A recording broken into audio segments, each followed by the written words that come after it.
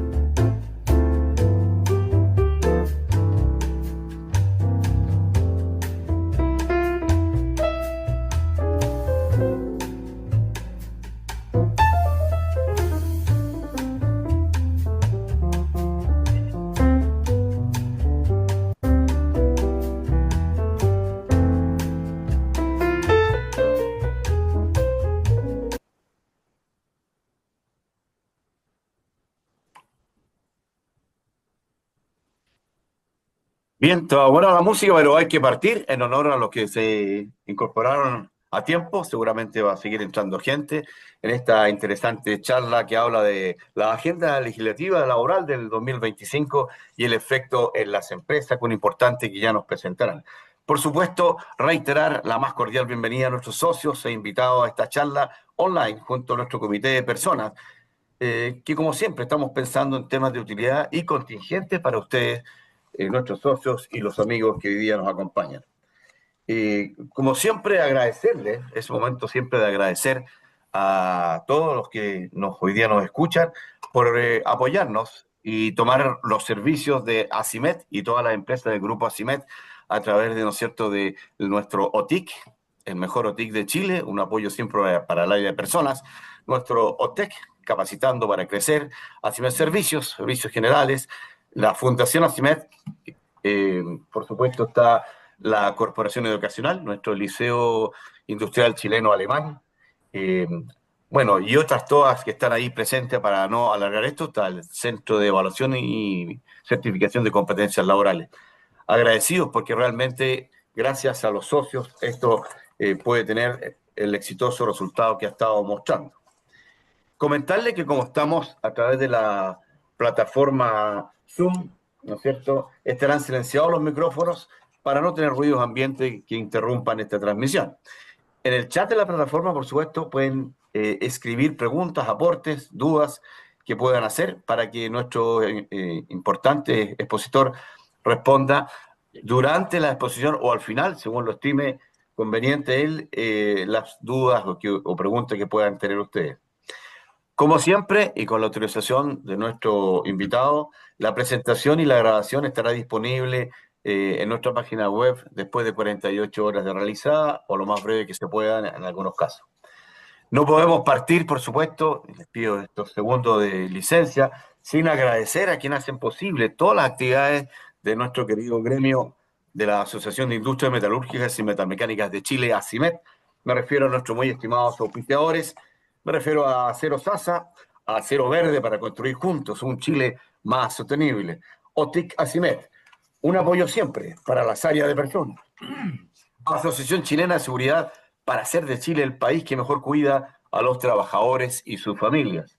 Molicop, entregando valor hasta los confines del mundo. Gimsa Industrial, soluciones integrales en acero, galvanizado, agregando valor y vida a tus proyectos. Mimet, mucho más que refrigeración. Credit Core Capital, aliados potenciando tus decisiones. ¿Ya? Algunas noticias gremiales rápidamente. Está, como siempre, a disposición de todos ustedes la encuesta de remuneraciones y beneficios 2024, un documento que ha sido muy requerido y que realmente es importante tenerlos en todas las áreas de personas para estudios y decisiones que puedan tomarse en cada una de las empresas.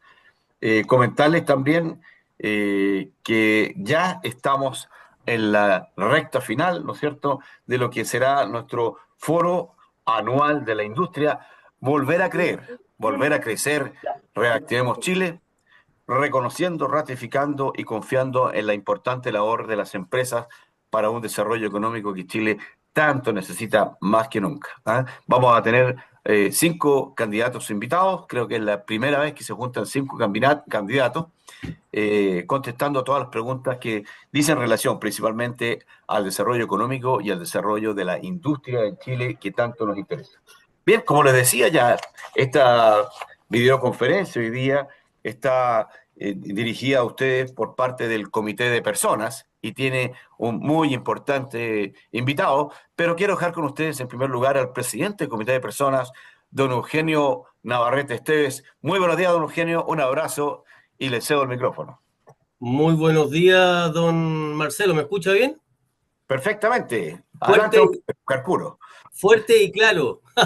Oye, primero que nada, darle las gracias, sobre todo a CIMED, a todo el aspecto gremial que estamos trabajando en estos tiempos, para estar cada día más unidos como siempre, con todos los desafíos que Chile tiene por delante.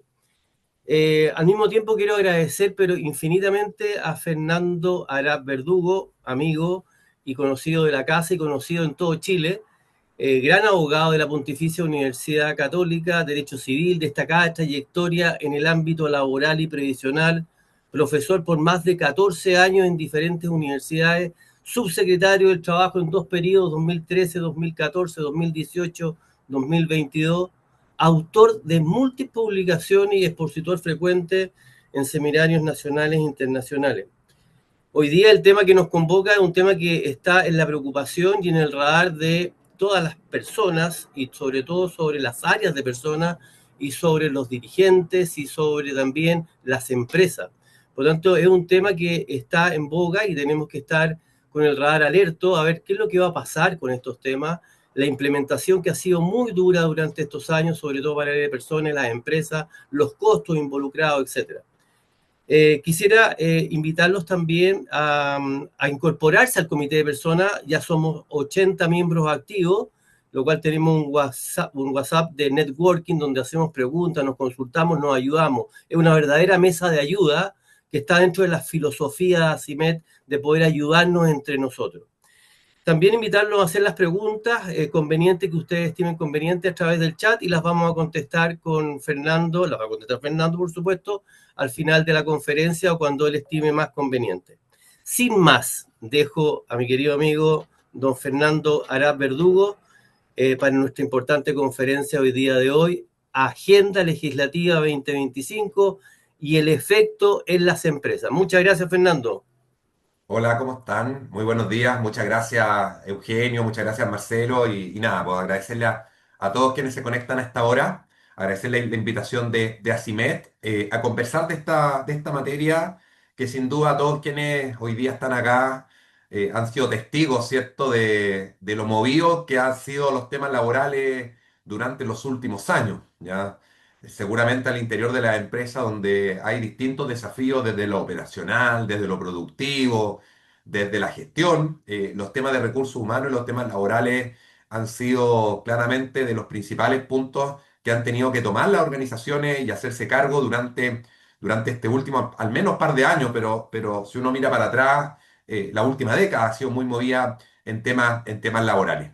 Yo les traje una presentación que es bien concreta, ya ustedes me dicen, voy a intentar presentar si se ve adecuadamente, porque nos va a ayudar la presentación en ir, obviamente, espérenme. Perfecto, Fernando. Ahí está, ¿se ve bien? Sí, sí. Perfecto. Entonces, porque esta presentación nos va a ir ayudando, ¿cierto?, en términos de guiar un poco la conversación, ¿ya? Yo por un tema de orden, el chat no lo estoy viendo, ¿cierto? Así que propongo que al final de la presentación podamos ir revisando, obviamente, las preguntas. Creo que es más ordenado y así también a mí me permite poder avanzar, ¿ya?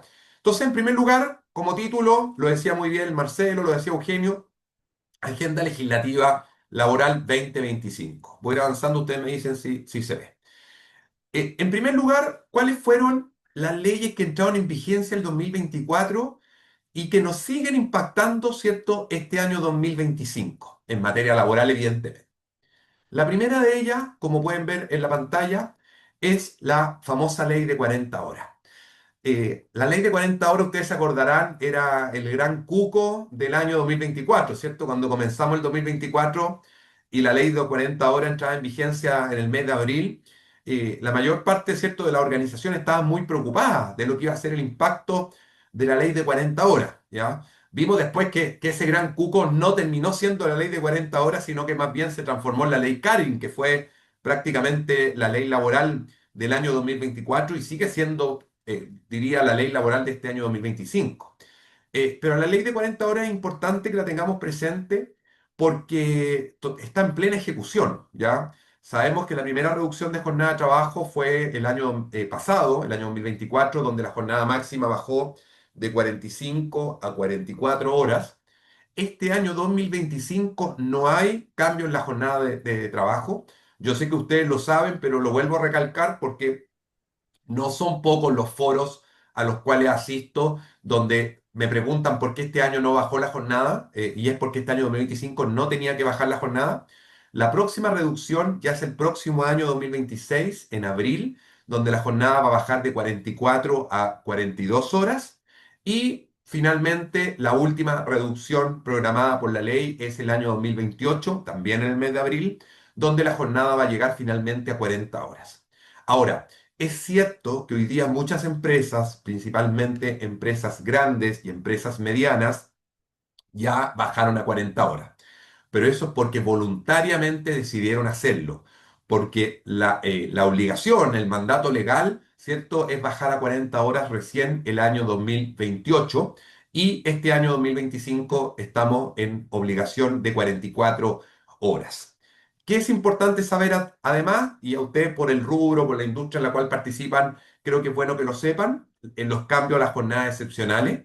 Las jornadas excepcionales son, ya la ley de 40 horas las modifica, pero este cambio entra en vigencia recién el año 2028 y la posibilidad de pactar la famosa jornada 4x3. La jornada 4x3, como su nombre lo dice, son 4 días de trabajo y 3 días de descanso. ¿Es posible pactarla hoy? Sí, bajo dos condiciones. Que se pacte de manera colectiva hoy o que la empresa ya tenga hoy día 40 horas. En el caso que la empresa no tenga hoy día 40 horas, es decir, tenga, por ejemplo, las 44 horas a la cual está obligada legalmente, hoy día solo se podría pactar la jornada 4x3 de manera colectiva y no a nivel individual.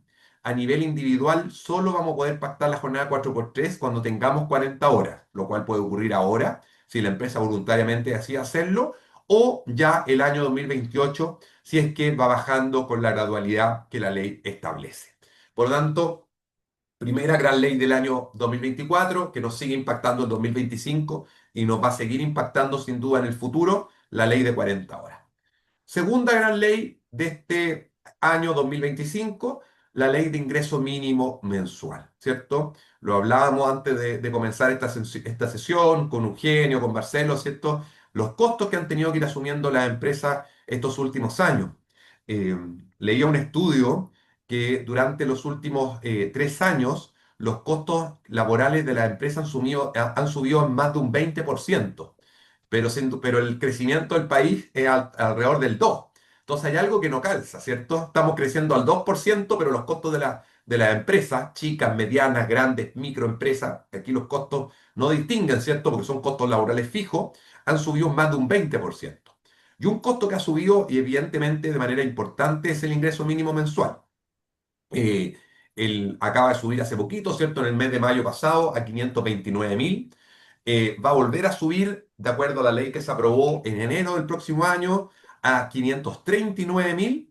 Y tenemos ahí, ¿cierto?, una pedida de la CUT que espera, ¿cierto?, que de aquí al año 2029 el salario mínimo suba a más de 1.000.000 de pesos. Es decir, estamos hablando prácticamente de un incremento de un 100% del salario mínimo en 6 años, lo cual sin duda, si es que llega a concretarse, evidentemente escapa de cualquier análisis económico. ¿Ya? Eso es obviamente una pedida, una solicitud, no está escrito que así sea, pero creo que es importante manifestarlo, señalarlo, porque ustedes saben que la CUT es un actor importante en esta discusión. De hecho, en general, la discusión del salario mínimo se hace antes de pasar por el Congreso, se hace a puerta cerrada entre el gobierno, ¿cierto? Y debiera ser con la CUT y con la CPC como máximo representante de trabajadores y empleadores, pero al menos lo que vimos este año fue más bien una conversación bipartita más que tripartita, donde solo participó el Ejecutivo y la CUT, ¿ya?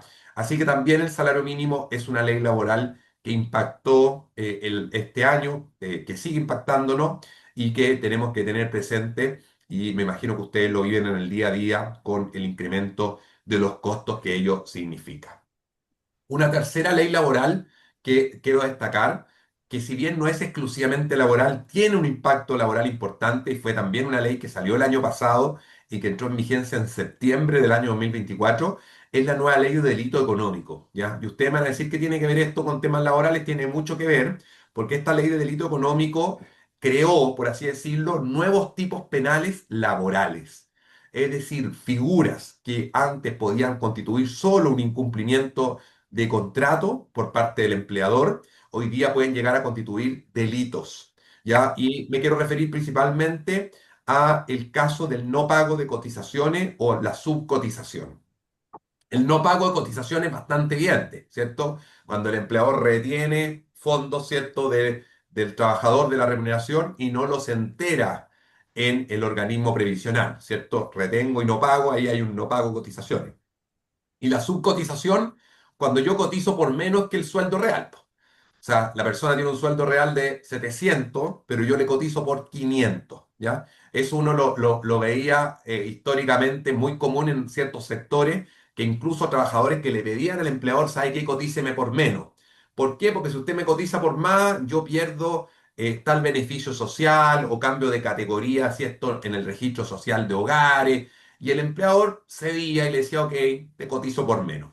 Eso que antes podía ocurrir y podía ser una práctica en algunos sectores, hoy es absolutamente, siempre ha sido ilegal, pero hoy día además es absolutamente desaconsejado, porque ese empleador no solo va a incurrir en un tema laboral, como por ejemplo la sanción de la nulidad del despido o ley Bustos, que ustedes conocen, ¿cierto? Y que tiene montos económicos muy, muy importantes, porque significa seguir pagando remuneración y cotizaciones por todo el periodo, sino que hoy día además constituye un delito. ¿Cierto? Que puede ser el delito de apropiación indebida, ¿ya? Y por eso que lo menciono, porque estos son temas penales que tienen un impacto, o temas laborales más bien, que tienen un impacto penal, ¿ya? Así que esta ley de delito económico que entró en vigencia en septiembre del año pasado, estos cambios, es decir, no lleva menos de un año, va a cumplir un año ahora en septiembre próximo, creo que también es importante que la área de recursos humanos, la área de personas, y la empresa en general, pero cierto, pero las áreas de recursos humanos son las que manejan estos temas de remuneraciones,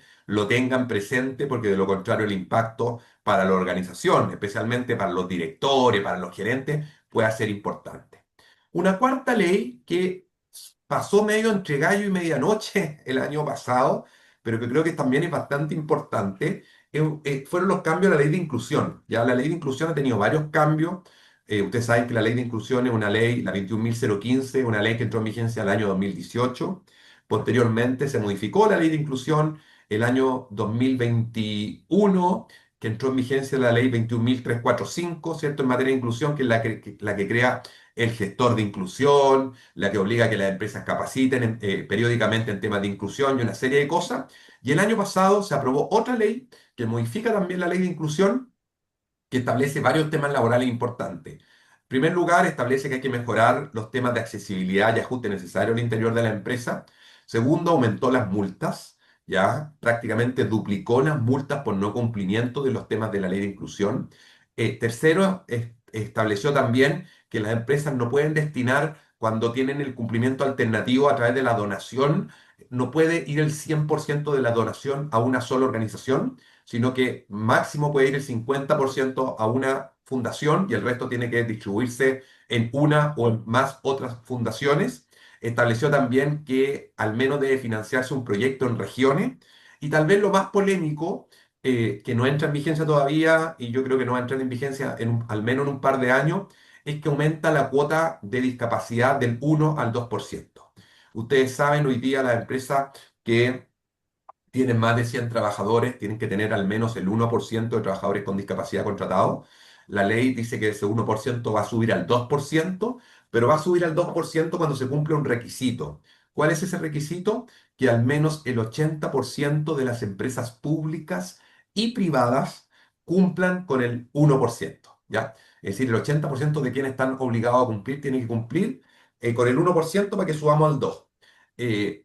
No hay estadísticas oficiales, pero hace una semana atrás, 2 semanas atrás, estaba en un evento de temas de inclusión y alguien me comentó que la estadística extraoficial que lleva el ministerio hoy día es que habría cerca de un 35-40% de cumplimiento de la ley de inclusión. Es decir, estamos todavía muy lejos del 80%. Ya no hemos llegado ni a la mitad de las empresas que tienen que cumplir. ¿Ya? Y por lo tanto, antes de un par de años, 2, 3 años, veo poco probable este aumento de la cuota al 2%, pero es importante igual tenerlo presente.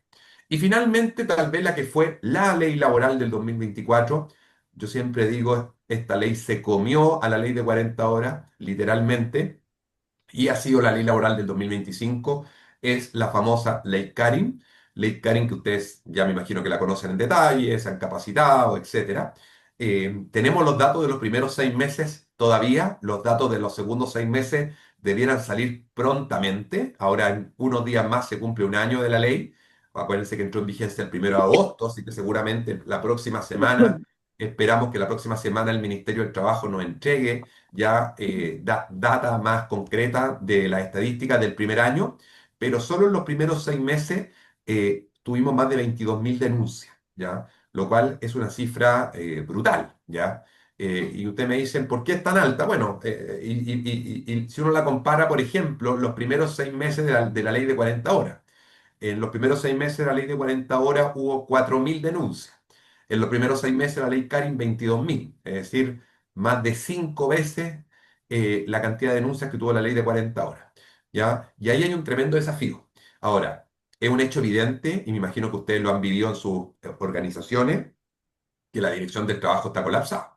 La Dirección del Trabajo colapsó con la cantidad de denuncias que recibió y por eso que la Dirección del Trabajo estableció ciertos filtros que han sido bien cuestionados y bien cuestionados no desde la lógica, porque creo que tienen cierta lógica, han sido más bien cuestionados porque no están en la ley, ¿ya? Y por lo tanto la Dirección del Trabajo cuando se vio que estaba colapsada de denuncia, empezó a establecer ciertos filtros de admisibilidad. Y tan es así que prácticamente el 60%, en específico el 58% de las denuncias que recibe la ADT, las estaba declarando inadmisibles de entrada. Es decir, inadmisible antes ni siquiera de investigar. Es decir, la ADT recibía la denuncia, la miraba y decía, esta es inadmisible, y la rechazaba sin ni siquiera iniciar un periodo de investigación. ¿Cuáles eran estos filtros que la ADT, o cuáles son estos filtros que la ADT sigue obviamente aplicando? Son básicamente tres. Primero, que la denuncia sea extemporánea, es decir, que sea una denuncia por hechos que ocurrieron hace más de 60 días. Es decir, si yo hoy vengo a denunciar un hecho que ocurrió hace 3 meses atrás, la DT me va a decir esta denuncia es extemporánea, así que fuera, no la investigo, inadmisible. Primer filtro, extemporaneidad. Segundo filtro que está aplicando la Dirección del Trabajo, que no hay relación laboral vigente. Es decir, si yo renuncié a la empresa o yo fui desvinculado, no puedo ir a denunciar después ley Karin. La DT dice, si usted ya no tiene relación laboral vigente, no puede venir a denunciarlo ante mí, tiene que ir directamente ante los tribunales laborales. Segundo filtro de admisibilidad. Y tercer filtro de admisibilidad, que los hechos relatados no sean constitutivos de ley Karin. Es decir, no sé, yo voy y denuncio a mi empleador porque no me pagó un bono. Y lo denuncio por ley Karin porque no me pagó un bono. Entonces la DT está diciendo, no, usted lo que está denunciando es un incumplimiento del contrato, no un hecho de ley Karin, no un hecho de violencia, no, eso no es violencia, no es acoso. Por lo tanto, no venga a denunciar acá este incumplimiento del contrato, vaya a denunciarlo al otro lado. De nuevo, fuera, por no ser hecho constitutivo de ley Karin. Por lo tanto, eso es respecto un poco a la ley Karin. Vamos a un pequeño zoom de la ley Karin. Ya lo dije, 22.000 denuncias en los primeros 6 meses, el 58% declarada inadmisible. Si uno mira por género, el 70% de las denuncias realizadas por mujeres y un 30% realizadas por hombres, ¿ya? Eh, Algunos verá esto y dice, bueno, sí, porque el tema del acoso sexual es principalmente contra las mujeres. Y la verdad es que no es tan así, porque este 70-30 no está dado por las denuncias de acoso sexual. Está dado, y lo vamos a ver a continuación, por la ley Karin en general. De hecho, del total de denuncias, el 87% son de acoso laboral. Solo un 7% son de acoso sexual y un 5% por violencia en el trabajo. Por lo tanto, la gran mayoría de las denuncias, es decir, casi 9 de cada 10, son por acoso laboral, ¿ya? Entendiéndose por acoso laboral, ¿cierto? El maltrato, hostigamiento, ¿cierto? Menoscabo que un trabajador recibe de otro trabajador. Ese otro trabajador, ustedes saben, puede ser un par, puede ser un jefe o incluso puede ser un subordinado. La ley Karin es 360. Es 360 en todo sentido. O sea, aplica 360 en términos de género, ¿cierto? De hombre a mujer, de mujer a hombre, de mujer a mujer, de hombre a hombre, diversidades sexuales, etcétera. Y es 360 en términos jerárquicos. También puede cometer acoso sexual, laboral o violencia en el trabajo un subordinado contra su jefatura, compañeros de trabajo que son pares, o la jefatura contra el trabajador subordinado. Por lo tanto, como pueden ver, la gran mayoría de las denuncias es por acoso laboral y solo porcentajes muy bajos de acoso sexual y violencia en el trabajo. Y si uno mira por tamaño de empresa, prácticamente la mitad de las denuncias viene de las grandes empresas. El 29% de la micro y la pequeña, y los que menos denuncias tienen son las medianas empresas, 18%. Y esto ha sido sorpresa para todos, especialmente para la Dirección del Trabajo.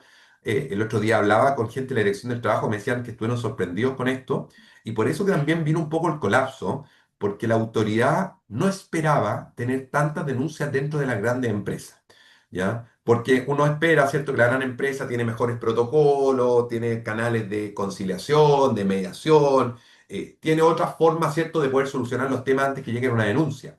Y por lo tanto, a juicio de la autoridad, y aquí obviamente leyeron mal el panorama, la autoridad esperaba que la mayor cantidad de denuncias viniera de las pymes, las pequeñas, las micro, pequeñas y medianas empresas, y no de la gran empresa. Y al menos los primeros 6 meses de vigencia de la ley, hay que esperar la estadística de los segundos 6 meses, prácticamente el 50% de las denuncias vino de la gran empresa, y eso también creo que es un dato importante. Un par de dictámenes relevantes de la ley Karin, que salieron ahora hace poquito, hace un par de meses, en el mes de junio. El 3 de junio salieron dos dictámenes. Uno, que es un dictamen bastante contradictorio y que ha sido bien criticado, porque dice que el empleador no puede iniciar de oficio una investigación de ley Karin. ¿Qué es lo que es iniciar de oficio? Es iniciar sin denuncia. O sea, si yo empleador veo que hay un trabajador o trabajadora que está siendo acosado, yo no podría iniciar una investigación si no hay una denuncia previa. Eso es lo que dice el dictamen. Pero el propio dictamen dice después en un párrafo siguiente todo lo anterior sin perjuicio de que el empleador, de acuerdo al artículo 184 del Código del Trabajo, tiene que tomar todas las medidas necesarias para proteger eficazmente la vida y salud de los trabajadores. Entonces, el dictamen me está diciendo, usted no puede iniciar una investigación de oficio, pero por otro lado me dice, pero además usted como empleador tiene que tomar todas las medidas para prevenir y proteger la salud de los trabajadores por el 184. Entonces, es un dictamen absolutamente contradictorio. Porque por una parte me dice usted no haga nada y por otro lado me dice, pero ojo, que usted igual es responsable. Entonces, mi consejo como asesor legal es si un empleador ve que hay un trabajador o trabajadora que está siendo vulnerado en sus derechos por acoso sexual, por acoso laboral o por violencia en el trabajo, que se inicie igual una investigación, ¿ya? Yo soy de los que cree que en esto hay que ser conservador y el deber del empleador de tomar todas las medidas necesarias por el 184 está más allá, ¿cierto?, de la interpretación, está bastante ambigua, por lo demás que hace la Dirección del Trabajo en este dictamen de que no se puede iniciar la investigación de oficio, ¿ya? Ese dictamen creo que es relevante.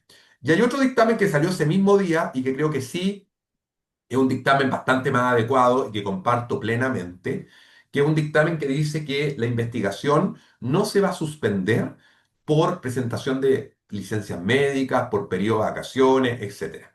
Porque ¿qué estaba ocurriendo? Que había un trabajador o trabajadora que hacía una denuncia y acto seguido presentaba licencia médica y el empleador tiene 30 días para investigar. Entonces, ¿qué ocurría? Que esa persona estaba con licencia médica y a mí el plazo de investigación me seguía corriendo. Y muchas veces la investigación se demoraba más de la cuenta cuando la hacía el empleador porque la persona estaba con licencia médica o se había tomado vacaciones. ¿Qué es lo que dice este dictamen? Que el hecho de estar con licencia médica o estar de vacaciones no es un impedimento para hacer la investigación y que el plazo sigue corriendo. Entonces, ¿cuál es el consejo que yo doy ahí? Oiga, si hay un trabajador que esté con licencia médica o de vacaciones y tiene que prestar declaración, citarlo voluntariamente. Evidentemente el empleador no lo puede obligar, pero citarlo voluntariamente a prestar declaración, haciéndole presente que el plazo de investigación está corriendo y que el empleador tiene una obligación legal de terminar la investigación en 30 días, ¿ya? Así que eso creo que este dictamen sí me parece un dictamen correcto y que apunta en el sentido de dar mayor agilidad y celeridad a los procesos. Ahora, si bien tenemos, como dije, 30 días para hacer la investigación y las empresas en general lo están cumpliendo, está ocurriendo que la Dirección del Trabajo no está cumpliendo con el plazo de investigación.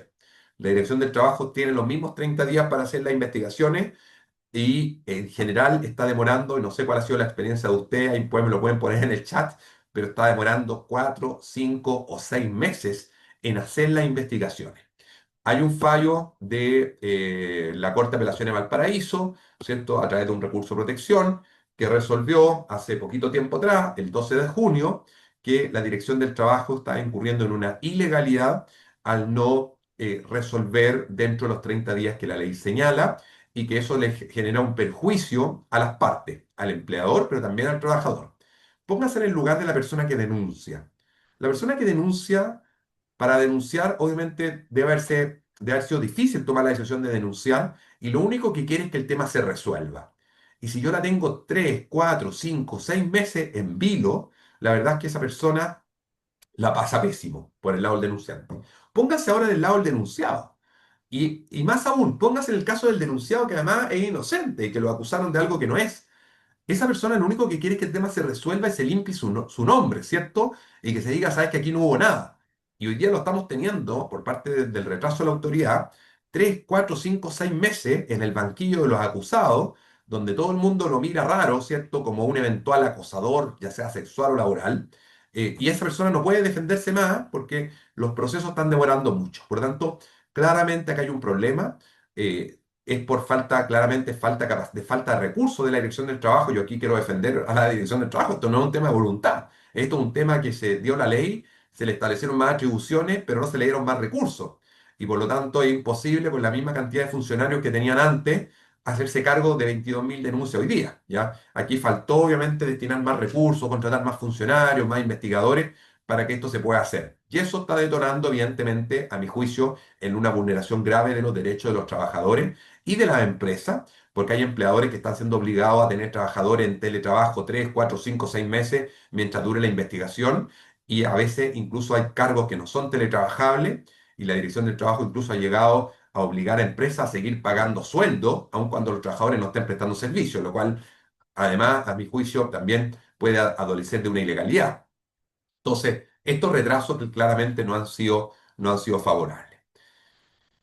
Eso respecto a la ley Karin. Muy cortito también. Este año entra en vigencia la reforma de pensiones, es decir, además de los costos que ya hemos hablado, ahora entra en vigencia la reforma de pensiones. De hecho, en poquitos días más, ¿cierto? En agosto entra en vigencia la primera cotización que vamos a tener de la reforma de pensiones. Así que a las áreas de personas, a partir de agosto ya hay que empezar a cotizar un 1% adicional de cargo del empleador. Y para entender la reforma de pensiones es importante ver qué tenemos hoy. Hoy día tenemos una cotización del 10%, que ojo, es de cargo del trabajador, más un 1,5% de cargo del empleador. Eso es lo que tenemos hoy. 10% cargo del trabajador, más 1,5% de cargo del empleador. ¿Qué es lo que establece la reforma? Una nueva cotización de cargo del empleador, esta vez de un 7%, que va a ser gradual entre 9 y 11 años. Y este 7%, ¿cómo se va a componer? Un 4,5 va a ir a las cuentas individuales, es decir, a nuestro fondo de capitalización individual, un 4,5. Un 1,5 es este famoso aporte o préstamo reembolsable. ¿Qué es este aporte o préstamo reembolsable?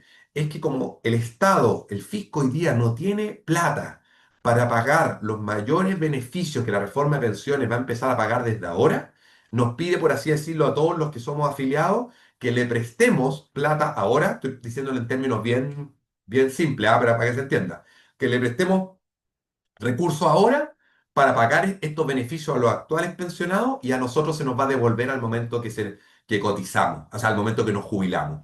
Por lo tanto, este 1,5 se lo prestamos al Estado, y el Estado nos va a devolver este 1,5 con algún tipo de interés al momento que nos jubilemos. Por lo tanto, ese 4,5 de capitalización individual en realidad es un 6.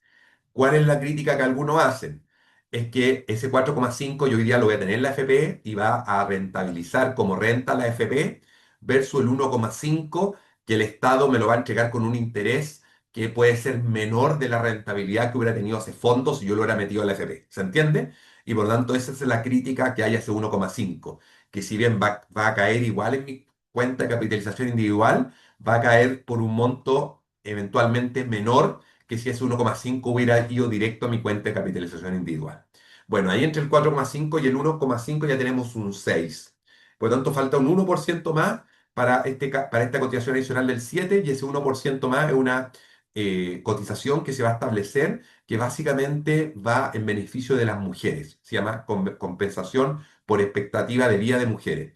¿Por qué? Porque se estableció que esta es la parte que se ha dicho que va a un sistema como de reparto, este 1%. ¿Y por qué? Porque se estableció que las mujeres tienen peores pensiones que los hombres, y por lo tanto es una forma de ayudar, ¿cierto?, a que las pensiones de las mujeres mejoren. ¿Por qué las mujeres en general tienen peores pensiones que los hombres? Bueno, por varios motivos, pero hay dos principales. Uno, porque cotizan menos años. La jubilación de las mujeres, ustedes saben, las mujeres se jubilan a los 60 años versus los hombres que jubilan a los 65, y por lo tanto hay una menor cotización. Y segundo, las mujeres tienen menores años cotizados en general, ya tienen mayores lagunas previsionales, ya sea por temas de maternidad, ya sea por temas de corresponsabilidad, de cuidado de hijos, etcétera. Las mujeres tienen mayores lagunas previsionales que los hombres, y por lo tanto su cotización al final del día es menor, y en consecuencia su pensión al momento de jubilarse también es menor. ¿Ya? Y ahí me da el 6%, si a eso le sumo el 1,5% que ya hoy día pagan las empresas por el SIS, llego al 8,5% de cotización total de las empresas. Por lo tanto, las empresas van a cotizar en total un 8,5%, de las cuales hoy día ya cotiza un 1,5% y va a cotizar un 7% adicional, como vimos recién. Otro cambio en la reforma de pensiones que se aumenta la PGU a 250.000 pesos en un plazo de 30 meses. Hay nueva regulación a la industria, va a disminuir el encaje de 2% a 1% y se va a licitar el stock de afiliados. Cada cierto tiempo se va a agarrar un stock de afiliados, se le va a preguntar, ¿ustedes quieren mantenerse su actual FP o quieren que licitemos a una FP que le ofrezca mejores condiciones? Y los afiliados van a ser libres y voluntariamente decir, me quiero mantener en mi FP o quiero postular y ser parte de la licitación. Y finalmente, entender que esto es un mayor costo de contratación y que no permite rebajar salarios. ¿Ya? O sea, para los actuales trabajadores yo no les puedo decir a partir de agosto, sabe que yo le voy a bajar su sueldo un 1% porque tengo que cotizar un 1% de pensiones. Por lo tanto, esto es un mayor costo de contratación, esta mayor cotización. ¿Ya? Entonces, eso es importante saber. Vamos ahora a los proyectos de ley que van a marcar esta Agenda 2025. Ya vimos todo lo que se aprobó, todo lo que es ley y por lo tanto todo lo que tenemos que aplicar este año y en los años siguientes. Vamos ahora a algunos proyectos que se ha señalado que van a ser parte de la discusión de este año 2025. Hay que ver, obviamente, de acuerdo al clima político, cuánto van a avanzar o no, pero al menos públicamente son los proyectos que se ha dicho que se quieren avanzar. Uno es el famoso tema de la negociación colectiva multinivel, que me imagino que la han escuchado, la conocen, que no es lo mismo que la negociación ramal, pero es muy parecida, son primos hermanos. La negociación multinivel, a diferencia de la negociación ramal es por rama, actividad económica, todos con todos. La multinivel, ¿cuál es la diferencia? Al menos lo que ha planteado el Ejecutivo, es que van a negociar por tamaño de empresa, es decir, por rama, actividad económica, pero por tamaño. Los grandes con grandes, los medianos con medianos, los pequeños con pequeños, ¿ya? El gobierno, la verdad es que viene anunciando hace años que va a presentar un proyecto de negociación colectiva multinivel. De hecho, formó parte del programa de gobierno del actual presidente. Año a año lo escuchamos en la cuenta pública que se va a presentar el proyecto, pero año a año no se ha presentado el proyecto. Entonces, la verdad es que ya a esta altura, cuando estamos en julio, casi agosto de este año 2025, no sabemos si se va a presentar o no. Tal vez se presenta para fines electorales, porque siendo realista, este proyecto, si se llegara a presentar este año, no se va a aprobar este año, pero no sabemos si se va a presentar o no. Ya el presidente lo ha dicho, es un compromiso de campaña, está en su programa de gobierno, es un compromiso con la CUT, pero no se ha presentado, a pesar de que se ha reiterado que sí se va a hacer, así que desconozco finalmente si va a ocurrir, ¿ya? Y ahí es muy difícil hoy día anticiparse porque hay distintos tipos de negociación multinivel o ramal. No es lo mismo el modelo alemán, ¿cierto?, que el modelo argentino de negociación ramal, ¿ya? Y por lo tanto hay que ver si llegamos a presentar un proyecto de ley de esta materia, cuál va a ser el modelo que se va a seguir. Un segundo proyecto que hay que tener presente, que ya está aprobado en la comisión en la Cámara de Diputados, que ya está en el Senado, es el proyecto de inequidad salarial de género, que es un proyecto que busca implementar lo que la OIT llama trabajos de igual valor, que es que para trabajos que tengan un mismo valor, y ahí el desafío está en establecer cuál va a ser el valor del trabajo, tiene que haber igual remuneración, ¿ya? Aquí la OIT establece como un sistema de puntos o de cálculo aritmético donde yo voy a agarrar los distintos cargos que hay en la empresa y en base a ciertos factores los voy a puntuar. Factores, por ejemplo, condiciones medioambientales.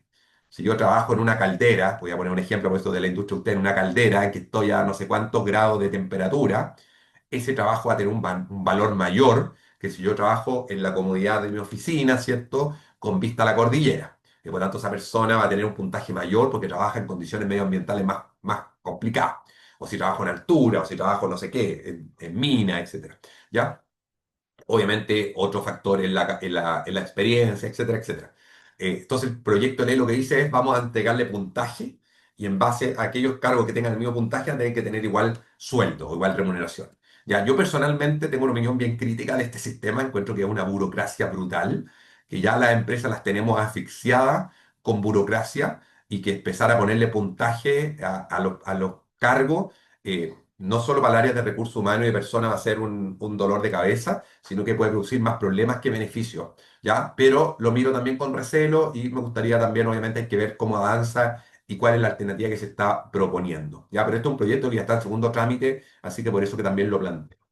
Un tercer proyecto que también se ha dicho que ahora sí, la quinta la vencida, es lo de Sala Cuna. ¿Ya? Ustedes saben, se han presentado al menos 4 proyectos Sala Cuna en el pasado. El presidente Boric en su último cuenta pública, ahora en el mes de junio, dijo que dentro de los temas laborales el prioritario era Sala Cuna. Es un proyecto que está avanzando hoy día en el Congreso y hay que ver si se logra aprobar. ¿Ya? Yo creo que efectivamente hay que avanzar en Sala Cuna. Hoy día la discriminación que otorga el tema Sala Cuna es brutal, porque algunas empresas tienen que pagarse a la cuna y algunas trabajadoras son beneficiarias, versus hay trabajadoras que trabajan en empresas chicas y que no tienen sala cuna, y por lo tanto es un gran, gran tema. ¿Qué ha pasado con este proyecto en el pasado? ¿Por qué se ha frenado? Se ha frenado más bien por temas ideológicos, porque se han establecido dos cosas que no han permitido que haya consenso. Uno, que solo permita financiarse a las cunas públicas, dejando todas las ofertas a la cuna privada fuera, lo cual evidentemente me parece un error, pensando que la mayor parte de esas cunas privadas no son las grandes cadenas a la cuna, sino que son aquellas emprendedoras o emprendedores de regiones, de provincias, ¿cierto? Que tienen una sala cuna, que abrieron, que hicieron una inversión y que crearon una sala cuna en un barrio, en una población, en un lugar de difícil acceso, y por tanto restringirlo solo a salas cunas públicas, el financiamiento me parece erróneo. Y el segundo punto que ha sido conflictivo es que se ha querido que no se permita el copago. Es decir, que no se pueda, ¿cierto? Si la sala cuna cuesta 400 y yo quiero llevar a mi hijo o a mi hija a una sala cuna que vale 500, que yo no pueda pagar la diferencia, ¿ya? Así que nada, este es un proyecto que está en el Congreso, está en segundo trámite también constitucional. ¿Existe alguna chance que pueda hacer ley este año? Ya hay que ver. Ahora, ¿en qué consiste? En que se establecería una cotización adicional para la empresa de entre un 0,1 y un 0,2, ya por cada trabajador que la empresa contrate. Es decir, si yo contrato 50 hombres, voy a cotizar lo mismo que si contrato 50 mujeres. Y esa cotización por cada trabajador va a crear un fondo, así como ya tenemos el fondo de cesantía, va a ser un fondo de esa cuna, y voy a pagarse a la cuna, obviamente, con esas cotizaciones. Ya es un poco la idea matriz, podemos conversarlo al final de la presentación, si les parece.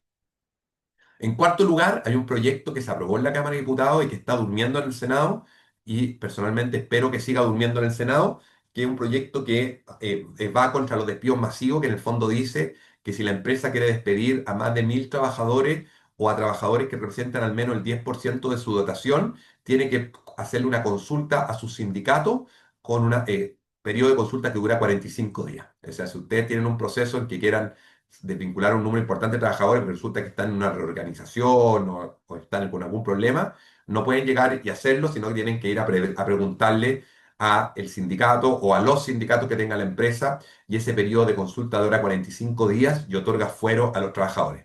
Ya personalmente creo que es un proyecto también bastante malo, bastante nocivo en términos de empleabilidad, cuando tenemos hoy día una situación de empleo bien compleja en el país. Hoy día leía en un diario de circulación nacional las nuevas cifras de la OCDE. Chile hoy día es el tercer país con mayor desempleo de la OCDE, lo cual claramente no es para sentirse orgulloso. Y estamos con un desempleo femenino de un 10,1%, el desempleo femenino más alto en los últimos 15 años, si no consideramos el periodo de pandemia. Por lo tanto, evidentemente, estos proyectos que buscan hacerle más difícil a la empresa y más costoso, evidentemente, contratar y mantener trabajadores, claramente creo que apuntan en el sentido contrario de lo que debiéramos. ¿Ya? En quinto lugar está el proyecto por natal de un año, que también se está tramitando en el Congreso, que es un proyecto que busca otorgar un permiso por natal para las madres de un año. Eh, Voy a dar mi opinión nuevamente. Creo que es muy malo para las propias mujeres. Si ya a las mujeres les cuesta reinsertarse en el mundo del trabajo con 6 meses por natal, irse un año por natal va a hacer que este desempleo femenino que hoy día tenemos en un 10,1%, como ya dije, el más alto en los últimos 15 años, aumente. Chile lo que tiene que mejorar es un tema de corresponsabilidad, ¿cierto? De que el reparto de las labores domésticas y de cuidado sea compartido entre padre y madre. No seguir cargándole la mano a la mujer en temas de maternidad, porque de lo contrario la equidad de género va a ser una ilusión, ¿ya? No podemos decir que queremos equidad de género y por otro lado que todos los permisos maternales los asuman todas las mujeres y los padres ninguno, ¿cierto? Esa es una visión súper personal, y yo creo que, bueno, lo he leído en varias columnas también, donde hay que apuntar a la corresponsabilidad, más que a seguir llenando de permiso a las propias madres, porque eso al final del día es una carga hacia ellas. Sexto proyecto, y no los quiero seguir subiéndole el ánimo, pero el sexto proyecto que está discutiendo y que ustedes vieron que se aprobó la semana pasada en la Comisión de Trabajo de la Cámara, el proyecto que busca eliminar el tope en la indemnización por año de servicio. ya es un proyecto que se presentó, que se aprobó en la comisión de trabajo, todavía no se aprueba en la sala. Personalmente no creo que tenga los votos para aprobarse, pero es un proyecto que busca eliminar los topes de años, no de monto. Por lo tanto, si un trabajador que ya trabajando 20 años, habría que pagarle los 20 años. El proyecto además no es para los nuevos contratos, es decir, habla de todos aquellos que estén contratados hoy día. Por lo tanto, si usted hoy día tiene trabajadores que tienen 20, 30 años trabajando en su empresa y los desvinculan, van a tener que pagarle los 20 o 30 años si esa ley se aprueba y no solo los 11 años que establece hoy día la ley, ¿ya? Así que podemos conversarlo al final también para ver qué opinión tienen de ese proyecto. Y finalmente, muy rápido, Chile además está ratificando ciertos convenios internacionales en materia de seguridad social, inspección del trabajo y seguridad laboral, convenios que me parece que en general apuntan en el sentido correcto. Como resumen, el mundo laboral seguirá cambiando. Anticiparse, adaptarse y liderar con propósito no es solo un desafío legal, es una oportunidad para evolucionar y promover un verdadero cambio cultural. ¿Ya? Yo creo que esto es una frase que a mí me marca mucho. Yo creo que es importante que nos adaptemos, que nos anticipemos principalmente y que lideremos los cambios. Ya Chile en general llegamos muy reactivamente cuando estos cambios ocurren y es importante anticiparnos porque varios de estos cambios además son culturales. Con eso creo que termino y ahí les dejo cualquier cosa, están mis datos de contacto por si les fuera de interés. Y voy a dejar de compartir la presentación para que podamos, para que podamos responder preguntas y conversar. Ahí está.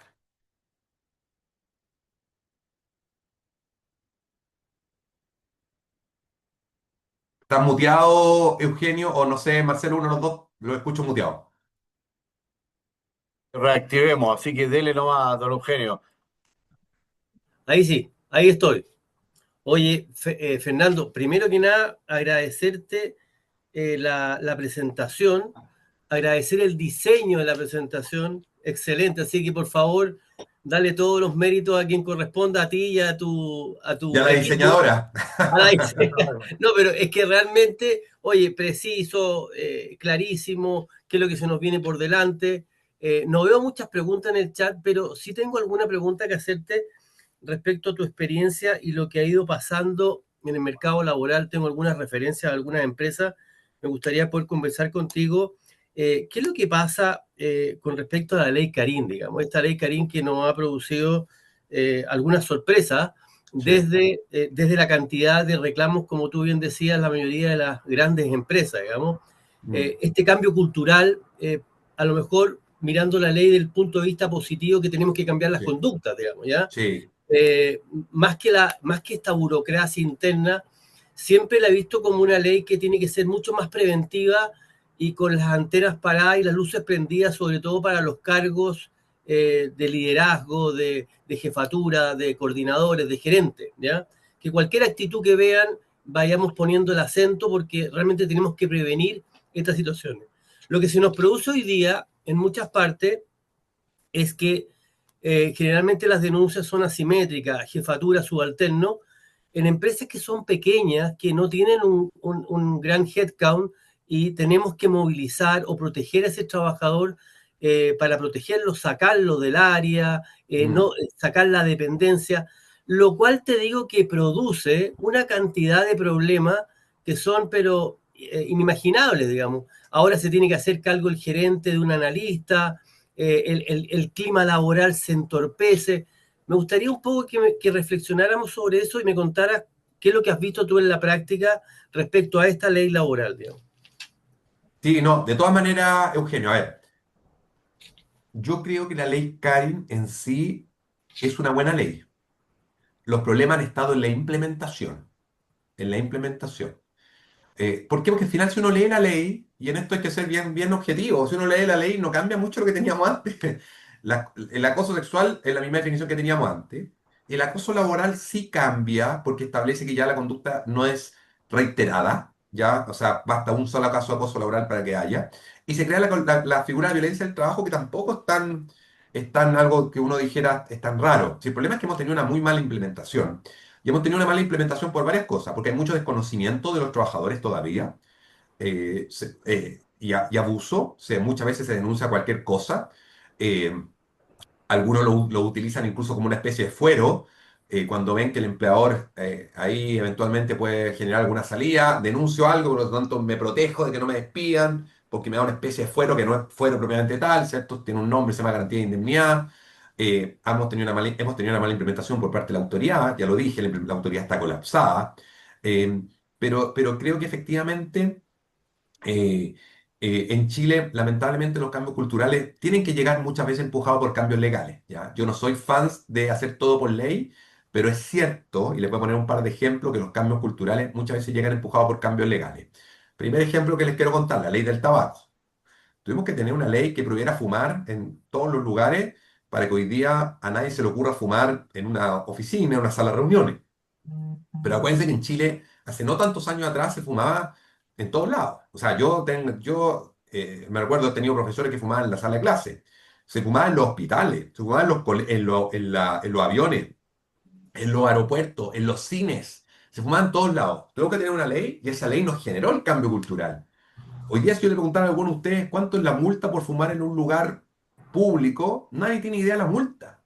Y hoy día nadie lo hace no por la multa, sino que lo hace porque sería mal visto, que sería considerado una falta de respeto, porque culturalmente hicimos el cambio. Primer ejemplo. Segundo, la ley de acoso callejero. ¿Se acuerdan lo que es la ley de acoso callejero, no? Los famosos piropos, ¿cierto? Que cuando salió la ley todos creíamos a lo mejor hoy, ¿no? Que a lo mejor un poco exagerado, etcétera, pero hoy día hemos visto que no fue exagerado. Y si ustedes pasan ahora, ¿cierto?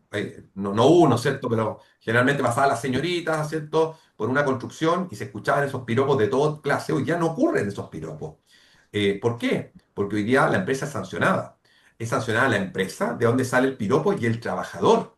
Y por lo tanto, de nuevo, se genera un cambio cultural empujado por un cambio legal. Yo creo que la ley Karin apunta un poquito en el mismo sentido. Es muy reciente todavía saber si la ley va a ser buena o mala, ¿ya? Yo digo, una ley no es buena o mala en sí misma, una ley es buena o mala dependiendo cómo la implementamos, cómo la usamos. Creo que este primer año ha sido bien complejo. Muy El complejo. balance es más negativo que positivo, en mi humilde opinión, pero creo que hay que darle tiempo todavía. Pero el primer año de la ley Karin creo que sí, ha producido cosas positivas, pero también ha producido muchas cosas negativas y tampoco podemos tapar el sol con un dedo al ver que se han generado, incluso en algunos casos, mayores conflictos, más que prevenir conflictos, se han generado más conflictos. Y ahí el rol, Eugenio, tú lo decías muy bien, de la prevención, de la capacitación resulta fundamental.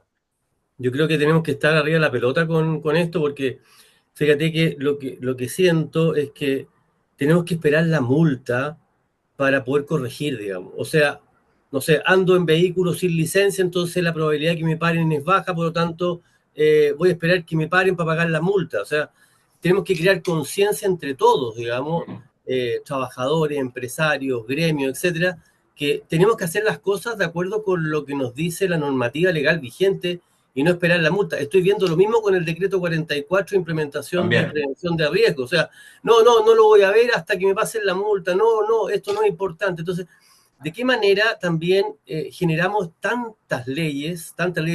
Somos un país legalista. ¿Ya? Totalmente. Vendíamos la ley en la calle, ¿te acuerdas? Sí, Entonces, pues.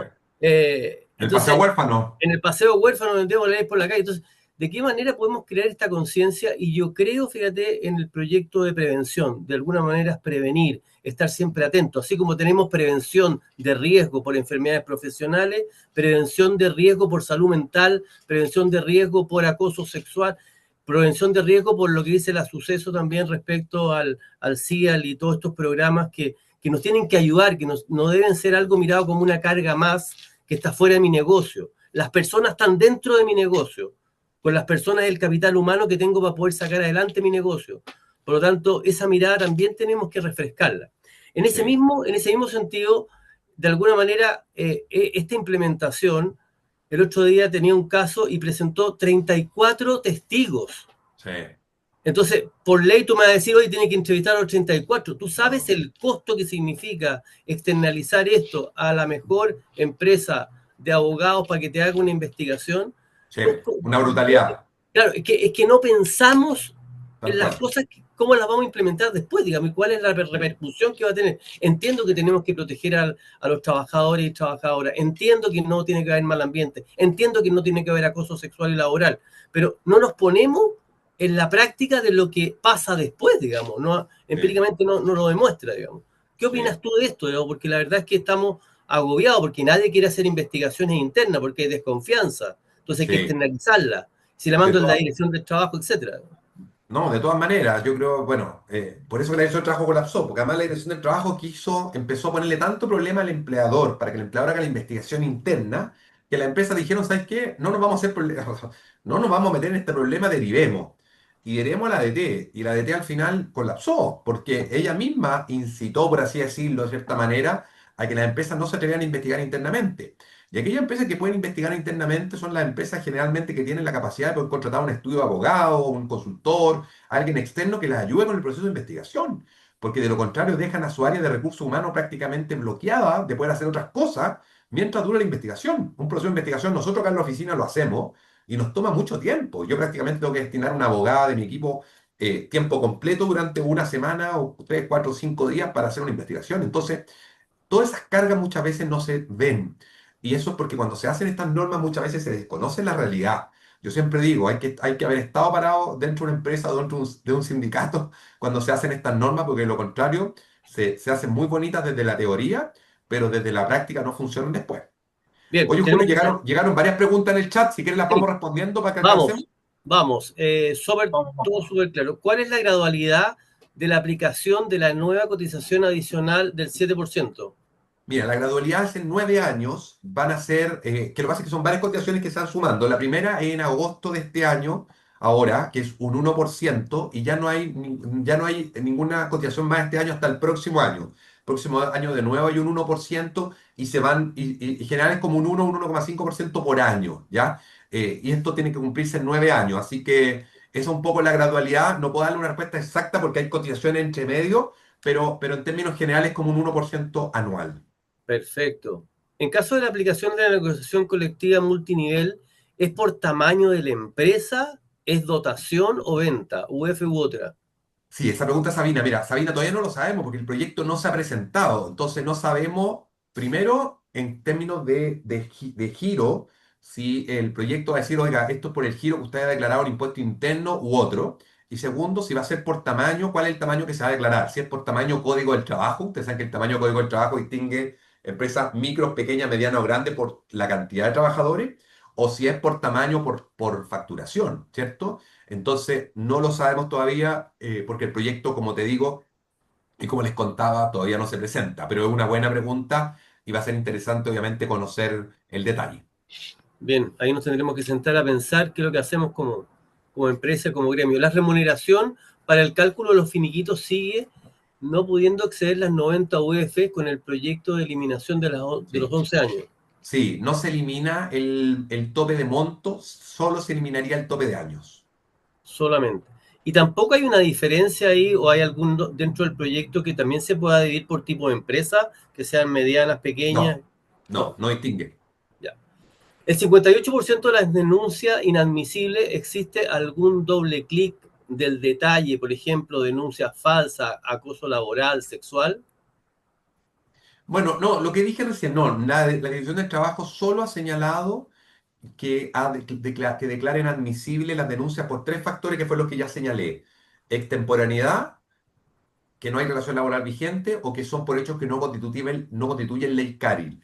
No ha entrado en mayor detalle ni ha entregado un doble clic como plantea Cristian respecto de mayores motivos, ¿ya? Si esto es por acoso laboral, por acoso sexual, esa información no es pública y no la conocemos. Ahora, tiendo a creer que la gran mayoría debe ser por acoso laboral. Si uno dice que uno ve que el 90% de las denuncias hoy día es por acoso laboral, las denuncias inadmisibles también debieran ser en general por acoso laboral. No veo que eso cambie. Perfecto. Dice, los sindicatos han utilizado mucho la ley Karim para hostigar al empleador. ¿Qué pasa con las denuncias falsas? ¿Se pueden tomar medidas legales?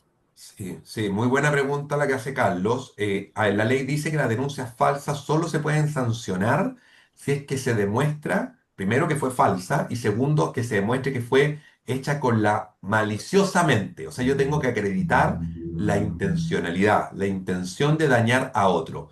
Y eso ustedes sabrán que probar intenciones es difícil. Y por lo tanto, por ese motivo es que la gran mayoría de las denuncias falsas queda sin sanción.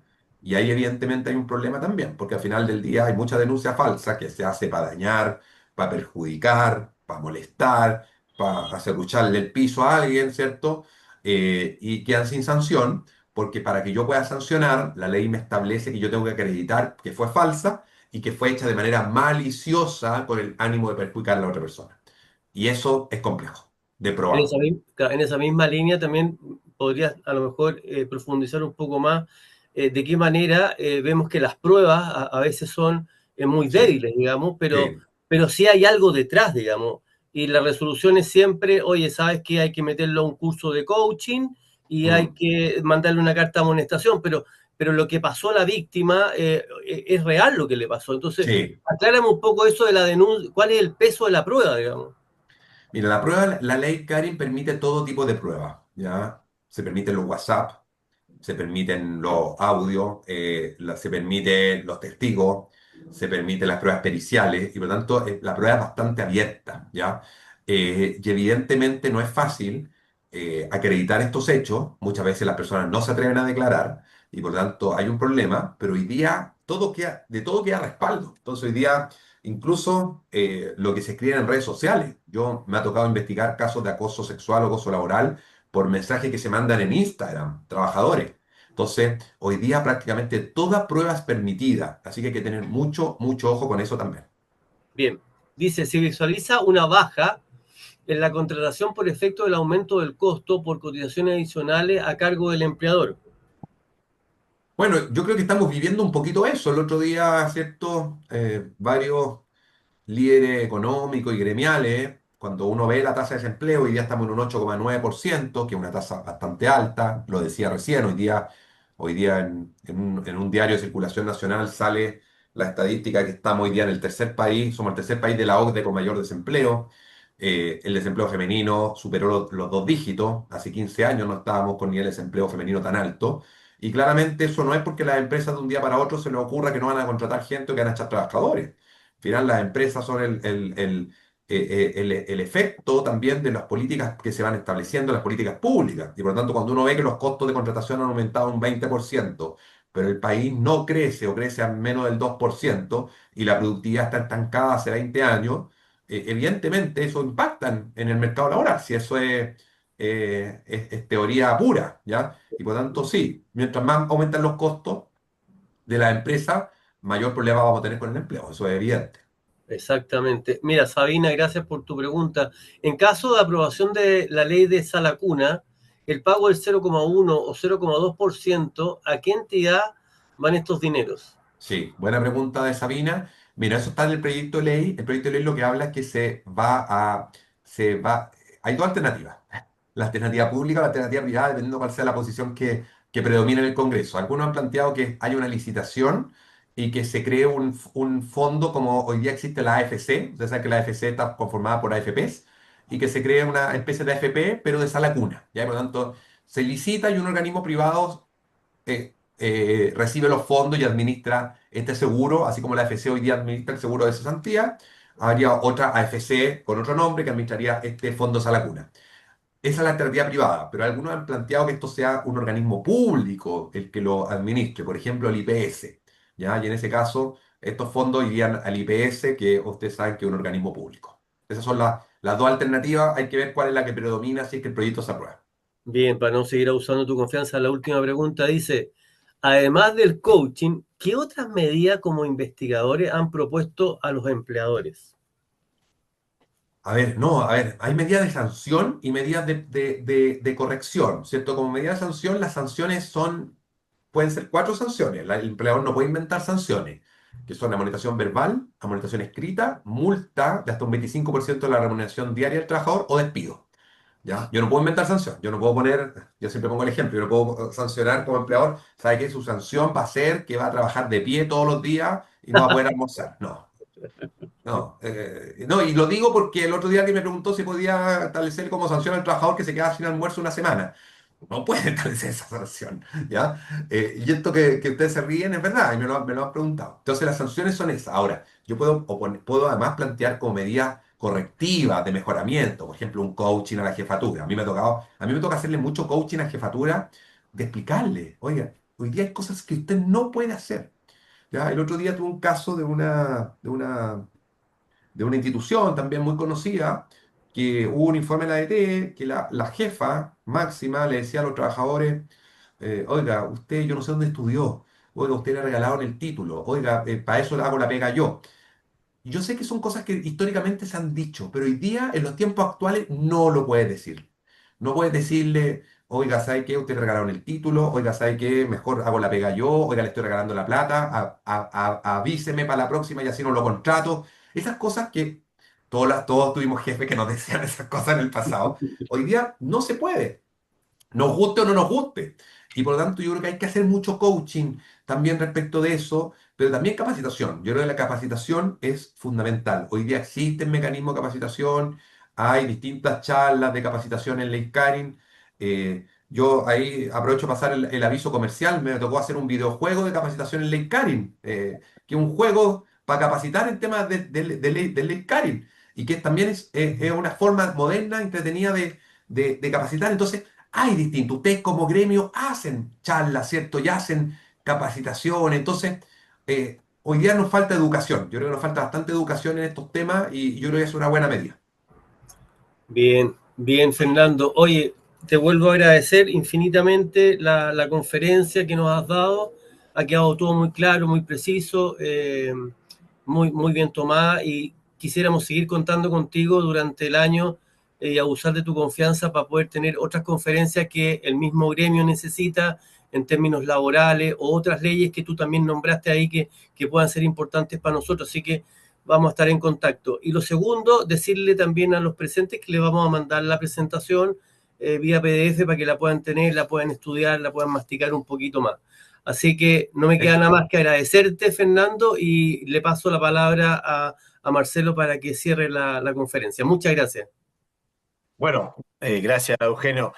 Me sumo rápidamente a los agradecimientos y al reconocimiento. Fernando siempre ha tenido esa facilidad de palabra de que las cosas complicadas y difíciles la dice de tal manera que uno no puede más que decir tiene toda la razón. Efectivamente, estamos con una lluvia concentrada de leyes eh, que hablan, por supuesto, de proteger a las personas. Obviamente, el tema de las personas hoy es realmente importante. Todos lo decimos, el primer activo de una compañía son las personas. Me gustaría también ver ese mismo énfasis, esa misma intención, esa misma pasión que se ha tenido para proteger a las personas, de cómo protegemos a las empresas y cómo protegemos el trabajo, cómo protegemos la productividad. ¿Ah? Ojalá fuera todo un compendio, ¿no es cierto? Mira, nosotros los vamos a proteger, pero a su vez enseñemos también la cultura del trabajo, enseñemos también la cultura de mejorar la relación entre empleados y empleadores en el sentido de producir para que las industrias eh, permanezcan. Quiero hacer un saludo especial, Fernando, un ratito a don Héctor Medina, presidente del sindicato número 1 de Huachipato, gran socio de ACIMED mucho tiempo, y con el que hemos conversado estos temas. Uno no saca nada con tener una vaquita si no la alimenta y no la cuida, porque no solo es sacarle la leche. Entonces las empresas tienen una analogía, ¿no es cierto? Tantos beneficios que ninguno está de más, tanta preocupación por los trabajadores que siempre es importante, lo quiero decir claramente, no puede ir en desmedro de la continuidad de la empresa. ¿Ah? Las empresas son las que pueden producir esos sueldos y esos beneficios, cuidémoslo para que existan también. Me preocupa esa parte, ¿ah? No digo que Sí. esté mal todo lo que se ha hecho, pero de repente cargar a una sola de las partes podría llevar a esta conclusión que tú lo dijiste por ahí. Es tanto así que obviamente van a bajar los puestos de trabajo. Y tenemos una población que directa o indirectamente, ya sea por último por los inmigrantes, ha ido creciendo. Y Mm. una nación, un país que crece, tiene que crecer también la productividad, el puesto de trabajo. No podemos crecer en población. No sé si quiere decir algo, Fernando, ahí, ¿no? Sí, muy cortito, Marcelo. Solo para terminar por mi lado. 100% de acuerdo. Yo creo que aquí estamos todos de acuerdo en que tenemos que seguir mejorando derechos. Si, la pregunta es cómo mejoramos derechos sin desproteger, ¿cierto?, las condiciones de trabajo. Tú lo decías muy bien. Seguimos otorgando derechos y en buena hora, pero seguimos siendo un En país buena poco hora. productivo. Chile es el cuarto país menos productivo de la OCDE, hace 20 años. Leía un informe de la Comisión Nacional de Productividad y la productividad promedio de Chile en los últimos 16 años va entre el -0,2 y el 0,1%. O sea, prácticamente la productividad, o tenemos productividad negativa o no tenemos productividad en los últimos 16 años. Cuarto país menos productivo de la OCDE. Quinto país con mayor rigidez laboral de la OCDE. Y hoy día le sumamos el tercer país con mayor desempleo de la OCDE. Entonces, no podemos mejorar si tenemos eso. Entonces, todos estos derechos laborales que hay que avanzar. Yo soy gran impulsor, a mí me tocó la ley de teletrabajo, me tocó implementarla, todos los subsidios al empleo, planes de empleo, propuestas, proyectos de reducción de jornada en su momento con flexibilidad, como es muy parecido a lo que hoy día la ley de 40 horas, etcétera. Tenemos que hacerlo, pero no podemos desproteger la otra patita, ¿cierto? Que es la patita del empleo y de la empresa, porque de lo contrario la ecuación queda, no queda justa y al final sabemos, cuando el empleo crece, el costo del empleo aumenta, las empresas optan por procesos de reestructuración, de reducción y de automatización. Y con esto termino. El otro día leí un gráfico muy, muy elocuente de un estudio, si no me equivoco, del Banco Económico Mundial. Aquellos países con mayor costo laboral son los países que han avanzado más rápido en automatización y en robotización. Y aquellos países con menor costo laboral son los países que menos avanzan en automatización y robotización. Por lo tanto, el mayor costo laboral también hace que la automatización crezca muy rápido. Y ahí también tenemos que tener precaución con eso. Bien. Oye, perdonen que lo interrumpa, pero a mí se me olvidó decirle que tenemos una encuesta interna a los que están participando, a ver si la podemos contestar, Mirta, para que la pueda poner en pantalla. No sé, Marcelo, si tienes algo más que No, comentar. me gustaría darle la palabra a Héctor, que yo sé que ha sido también un defensor tanto de los trabajadores con el cargo que ostenta, pero también ha sido un gran defensor de la industria. ¿Ah? No sé si Héctor puede agregar algo ahí. Está muteado, Héctor. Ahí le van a sacar el mute, por favor, don Héctor. Sáquenle el mundo a don Héctor y lo tienen más. Lo tienen muteado, lo tienen en silencio. Sáquenle el mute, a lo mejor él o no. No quiere hablar entonces. No, si quiere, si quiere. Ahí lo salió, ahí salió, ahí salió. Ahí se lo ya. Hay sindicalista que no quiere hablar. Eso es muy difícil. Bueno, saludarlos a todos, ¿cierto? Agradecer la mención que hace Fuster de mi persona. Si hay algo que yo siempre he sostenido, que lo que tenemos en Chile es dos cosas. Uno, un empresariado muy bueno, porque se demuestra, y muy competitivo, porque tiene muy buenos trabajadores, ¿ya? No tendríamos un arancel casi cero, independiente de lo que haga Donald Trump ahora, pero casi cero. Eso habla de lo competitivo que somos. Ahora ha entorpecido ciertas leyes el que se desarrollen con más rapidez los empresarios. Pero eso tendrá que tener un cambio en algún momento, ¿no? Uno puede analizar las leyes, pero en el fondo las leyes tienen muchas trabas que no permiten el desarrollo. No es que no nos permita el desarrollo a nosotros como trabajadores, sino que el desarrollo de los empresarios a que capten con facilidad, sin tener leyes, solucionar los problemas. ¿Ya?